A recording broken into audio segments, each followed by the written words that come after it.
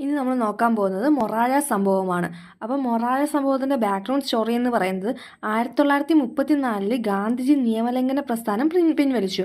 അപ്പോൾ ഗാന്ധിജി നിയമലംഘന പ്രസ്ഥാനം പിൻവലിക്കുന്ന എന്നാണ് 1934. അപ്പോൾ 1934 ഗാന്ധിജി നിയമലംഘന പ്രസ്ഥാനം പിൻവലിച്ചു. അപ്പോൾ ഇതിൽ പ്രതിഷേധിച്ച് കേരളത്തിലെ കോൺഗ്രസ് പ്രവർത്തകരിൽ ഒരു വിഭാഗം സോഷ്യലിസ്റ്റ് പാർട്ടിക്കാരായി മാറി.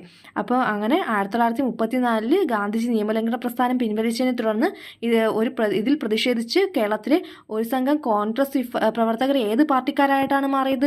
സോഷ്യലിസ്റ്റ് പാർട്ടിക്കാരായാണ് മാറിയത്. ഏത് പാർട്ടിക്കാരായിട്ടാണ്? സോഷ്യലിസ്റ്റ് പാർട്ടിക്കാരായി മാറി. അപ്പോൾ ഈ സോഷ്യലിസ്റ്റ് പാർട്ടിക്കാരായി മാറിയ ആളുകളുണ്ടല്ലോ, ഇവരാണ് 1939 കോൺഗ്രസ് സോഷ്യലിസ്റ്റ് പാർട്ടി എന്നുള്ളത് കമ്മ്യൂണിസ്റ്റ് പാർട്ടിയായി മാറി. അപ്പോൾ ഈ സോഷ്യലിസ്റ്റ് പറയുന്നത് കോൺഗ്രസിൻ്റെ ഒരു വിഭാഗമായിട്ടുള്ള ആളുകൾ സോഷ്യലിസ്റ്റ് പാർട്ടിക്കാരായി മാറി. അതാണ് കോൺഗ്രസ് സോഷ്യലിസ്റ്റ് പാർട്ടി. ഈ കോൺഗ്രസ് സോഷ്യലിസ്റ്റ് പാർട്ടി 1939 കമ്മ്യൂണിസ്റ്റ് പാർട്ടിയായി രൂപീകരിച്ചു. അപ്പോൾ കമ്മ്യൂണിസ്റ്റ് പാർട്ടി രൂപീകരിച്ച വർഷം ഏതെന്ന് ചോദിച്ചാൽ ഏത് പറയാം? 1939. അങ്ങനെ ഇതിലേക്ക് പ്രമുഖ കമ്മ്യൂണിസ്റ്റ് നേതാക്കളായിരുന്നു EMS, AK ഗോപാലൻ, അതുപോലെ തന്നെ P കൃഷ്ണപിള്ള എന്നിവർ. ആരൊക്കെയായിരുന്നു?